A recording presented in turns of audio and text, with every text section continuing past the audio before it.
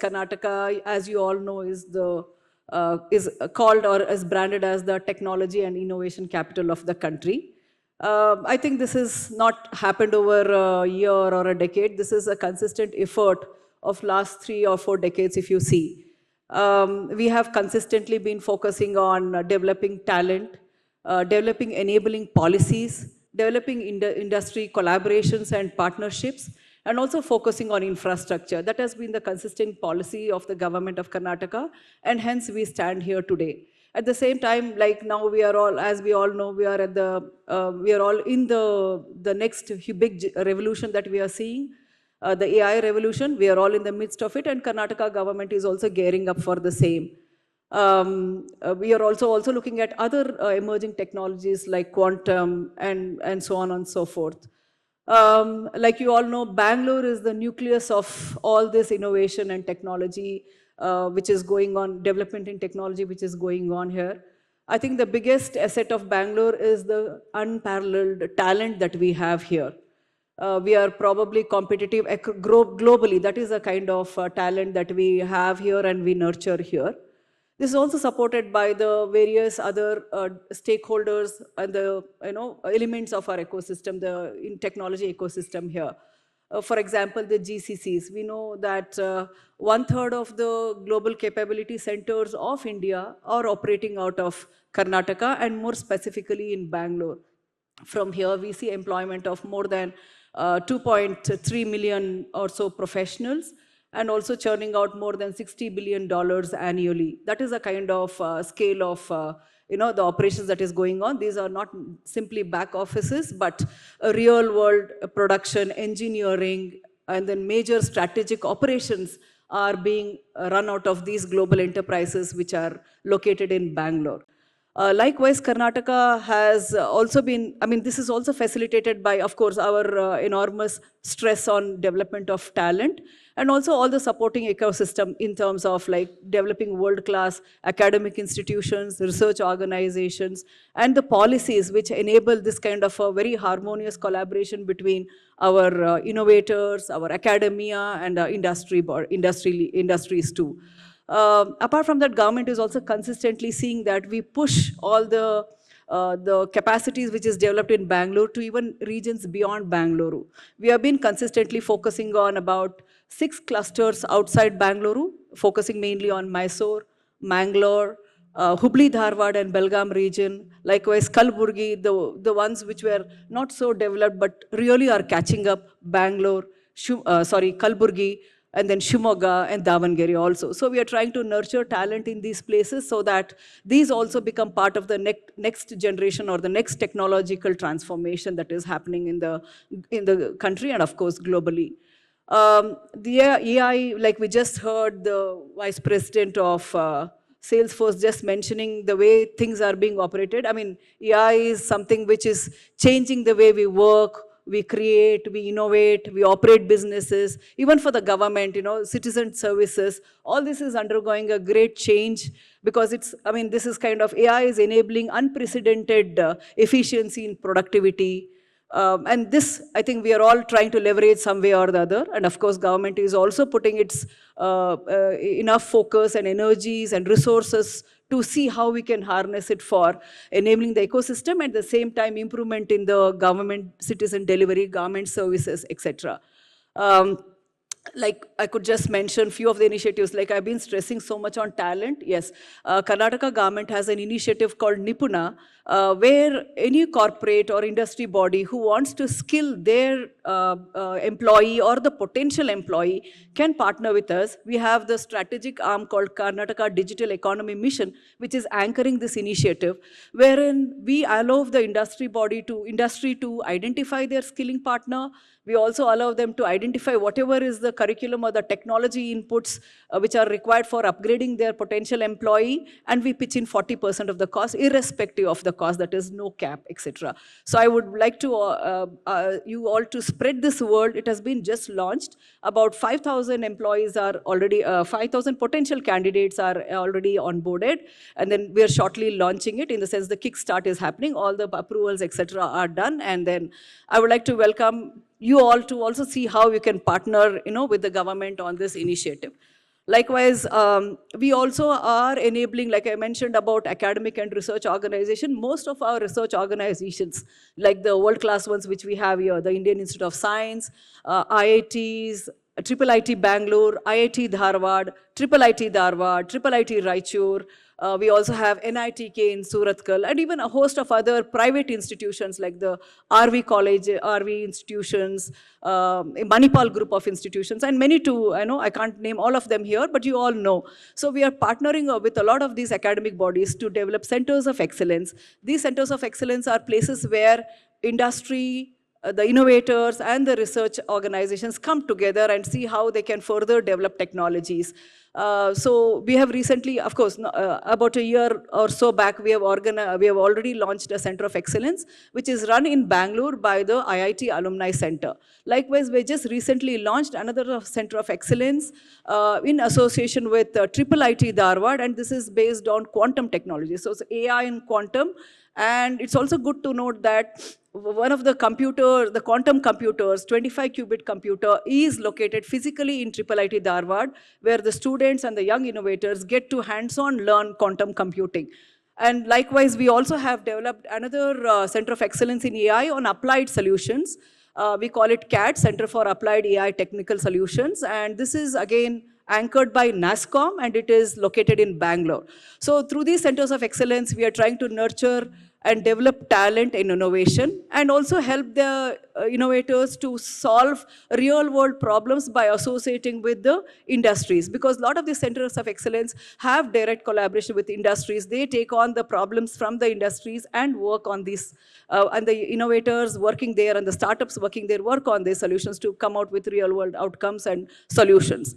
Apart from that, government is also supporting not only AI, but across all the deep technologies, by supporting the startups through a grant, which is untied grant of up to 1 crore. We call it as Elevate Next. I would also request you to spread the word, because this is not limited to Karnataka alone. We are allowing startups from across the country to apply for it. And, if everything goes well and if they are deserving, they will get selected. Recently, the first round was launched. We got more than 900 applications. And then when we filtered, and this is all done by through industry jury and academic jury. So government is zero here in the jury. So we have identified about 600 odd which came through as the deep technology startups. And then finally they pitched, and about 240 came around in the first round, shortlisted in the first round. And finally we completed the second round of pitching just 2 days back. And then figured out about 30 to 35 startups are qualifying, and this will be shortly announced. These will be getting, the topmost will be getting 1 crore, and the rest will get about 90 to 80, not less than 80 lakhs. That is how we have planned. So this is one of the opportunities where the startups can, get selected. The deserving startups can get selected and also get funding up to 1 crore. Likewise, like you all know, the investor ecosystem is very well mature in Bangalore. We have a lot of VCs, investors, family offices, etc., operating and have a lot of confidence in the startups and the companies based out of Karnataka and Bangalore. Likewise, government also has come up with a funding to also see how government can pitch in as an investor. We have earmarked about 200 crores to begin with. We are also partnering with various other banks and investors to see how this can be multiplied at least 4 to 5 times. So we want to create a corpus of 1,000 crores in the next 1 year or so and see how we can support deserving startups. This is another initiative, not only AI, but of course, all the deserving startups will be benefited. So taking the queue forward, we are also further strengthening our skilling initiative. We are coming out with shortly going to launch a program where we are starting with about 10,000 young professionals or the students who are in the last year of their graduation. We want to call it as Nipuna Edge, but officially it is yet to be launched, and we will do it shortly, where we are planning to skill in association with industry on real-world projects, which will be continuously monitored with a host of mentors. So the candidates get to acquire the skills which are really needed by the industry, or the industry-ready skills as we call. So that is something which we are doing. And recently in the budget also, to enable students and youngsters in the tier 2 and tier 3 cities, we are launching AI labs in about 50 colleges in tier 2 and tier 3 cities across Karnataka.